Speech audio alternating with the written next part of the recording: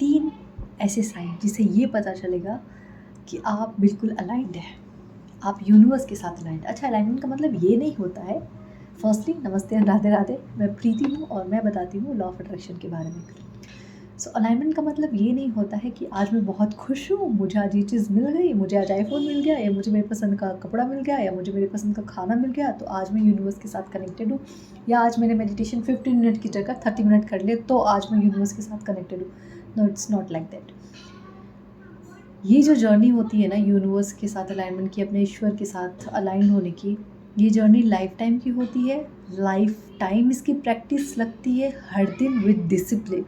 तो जब आप डिसिप्लिन के साथ ये सारी चीज़ें, व्हाट सारी चीज़ें, ग्रैटिट्यूड, अफर्मेशन, सेल्फ टॉक, ठीक है, जर्नलिंग करना, मेडिटेट करना, प्रॉपर तरीके से विजुलाइज करना, और स्पेशली मैं यहाँ पे गौर करना चाहूँगी मेडिटेट करना। तो जब आप ये सारी चीज़ें करते हो विथ प्योर इंटेंशन हर दिन, तो आप अपने ईश्वर के साथ, आप जिनको भी मानते हो उनके साथ आप अलाइन होना शुरू हो जाते हो, ठीक है।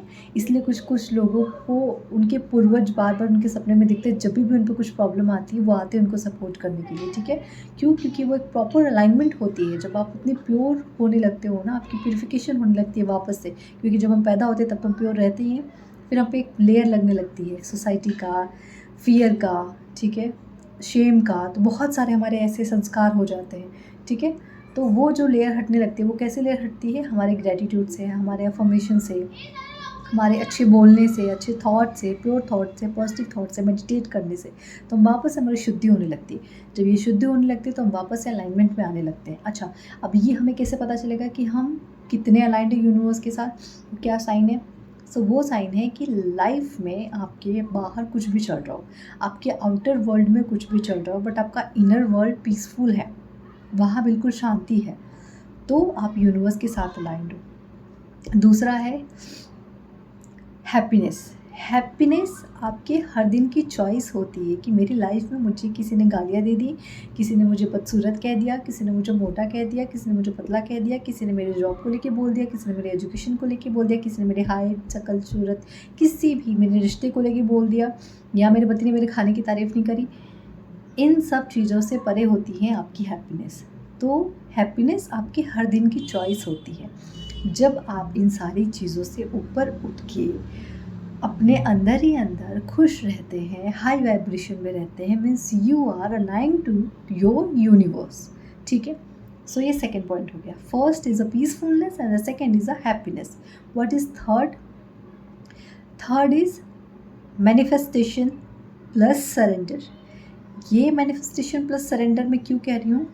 जो लोग भी यूनिवर्स के साथ अलाइन रहते हैं, जो पीसफुल रहते हैं, जो हैप्पी रहते हैं, उनके अंदर अपने आप समर्पण की भावना आ जाती है कि यूनिवर्स, ये मेरा काम है, ये मैंने कर लिया, ठीक है।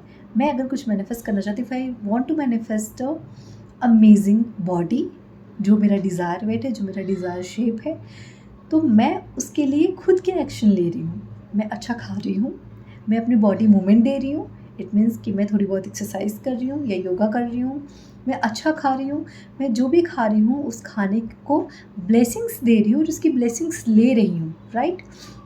जब मैं ये चीज़ें कर रही हूँ तो इसके बाद का काम क्या है यूनिवर्स का? मैं ये नहीं कि मैं बहुत हार्ड जा रही हूँ कि नहीं हो नहीं रहा, मैं जस्ट एक रूटीन फॉलो कर रही हूँ, ठीक है, और बाकी चीज़ें मैं यूनिवर्स पे छोड़ रही हूँ, ठीक है। कि यूनिवर्स मैं तो कर रही, बाकी आप देख लो, मुझे इतने दिन में इतना चाहिए, मेरा ये एग्ज़ाम है या मेरे ये मॉडलिंग का है तो मुझे वो करना है, तो मुझे ये चीज़ें चेंज करनी है, मुझे इस शेप में आना है, बट मैं रिलैक्स्ड हूँ। Relax in the sense surrender हूँ कि मैं तो अपना काम कर रही हूँ यूनिवर्स, मैं तो एक्शन ले रही हूँ, बाकी मैनिफेस्टेशन आपके हाथ में है, ठीक है। तो वो मैनिफेस्टेशन होते कैसे हैं कि जब आपके अंदर पूरी तरह समर्पण की भावना आ जाती है विथ प्योर इंटेंशन, तो वो चीज़ें अपने आप आपकी लाइफ में होने लगते हैं। फिर आपके लिए कोई मैनिफेस्टेशन बड़ा नहीं होता, कोई मैनिफेस्टेशन छोटा नहीं होता, क्योंकि हर एक मैनिफेस्टेशन आपकी एनर्जी का खेल है। जितनी हाई वाइब्रेशन में आप रहेंगे उतना ज़्यादा बेहतर आप मैनिफेस्ट कर पाएंगे, राइट। सो वो हाई वाइब्रेशन कैसे आएगी? जब आपके अंदर कोई उथल पुथल नहीं रहेगी, आप अंदर से खुश रहेंगे, आप अंदर से पीसफुल रहेंगे, तो वो जो हाई वाइब्रेशन है वो अपने आप बढ़ती जाएगी, ठीक है। जब आपको अपने मन में लेके किसी के लिए गिल्ट नहीं होगा, किसी के लिए गुस्सा नहीं होगा, किसी के लिए गलतहीन भावना नहीं होगी, जब ये सारी चीज़ें नहीं होंगी तो ऑब्वियस आपकी मैनिफेस्टेशन बढ़ती चली जाएंगी। दूसरी बात, मैनिफेस्टेशन को लेके कोई लालच नहीं रह जाएगा कि ये चीज़ अभी तक हुई क्यों नहीं, अभी तक हुआ क्यों नहीं, ये मुझे अभी तक क्यों नहीं मिला। क्योंकि तब आप सिर्फ और सिर्फ अपने एक्शन पे ध्यान देंगे कि मैं क्या कर रहा हूँ, मैं किसी और से तो काम करा रहा हूँ, ठीक है। अगर मैं अपने अंदर में 4 बंदे हायर रख रही हूँ तो मैं उन 4 बंदों से काम तो करा, तो क्या मैं उनको सैलरी दे रही हूँ? सो अगर मैं उनको सैलरी नहीं दे रही तो क्या वो ढंग से काम कर पाएंगे? नहीं कर पाएंगे। तो इट जस्ट लाइक दिस कि आप अपना एक्शन लो, आपको जो करना है आप करो। एग्ज़ाम देना है तो पेपर तो लिखना पड़ेगा, राइट? तो आप अपना पेपर लिखो, बाकी का काम यूनिवर्स का है कि आपको पास कराना है या टॉप कराना है। वो देखेगा आपका मार्क्स कि मैं क्या कर सकता हूँ इसके लिए, वो वैसा कराएगा, ठीक है। So it's totally depend on your mind set कि मुझे एक सरेंडर का माइंड सेट रखना है। सो ये जो 3 चीज़ें हैं आप ये खुद में नोटिस करेंगे कि लाइफ में विपत्ति, प्रॉब्लम्स आने पे आप क्या हिल जाते हैं, आपकी पीसफुलनेस क्या डगमगा जाती है, नॉर्मल रहते हैं। जैसे आज मॉर्निंग का एग्जांपल है, हस्बैंड को इंटरनेशनल ट्रिप पे जाना है, ट्रिप इन द सेंस कि उनकी कुछ मीटिंग है वहाँ पे। सो उनको कुछ अपना एक ऑफिस का कुछ तो फॉर्म चाहिए था जो उनको ज़रूरत है, वहाँ के लिए मैंडेटरी है वो। अब मैं यहाँ पे 8 महीने तक तो थी नहीं, 6-7 महीने तक, ऑलमोस्ट 8 मंथ। सो वो उनको मिल नहीं रहा था। उनको नहीं प्रीति तुमसे गुम हुआ है, तुम गुम करती, और वो फ्रस्ट्रेट होते ऑब्वियसली, ठीक है, वो समझ सकते हैं उनको, उनके प्रॉब्लम्स भी। ऑफिस के लिए लेट हो रहा था, ऑलरेडी 10 बज चुके थे, डिले तो था ही। सो गवर्नमेंट ऑफिसेज भी 10 बजे तक खुल जाते हैं। सो अभी क्या हुआ कि मैं आराम से हूँ, मैं बिल्कुल पीसफुल माइंड में हूँ। I am sorry, please forgive me, thank you and I love you. I know कि अगर ये मैंने गुम किया है तो I am really sorry for this, but please आप मुझे मिल जाइए डियर पेपर।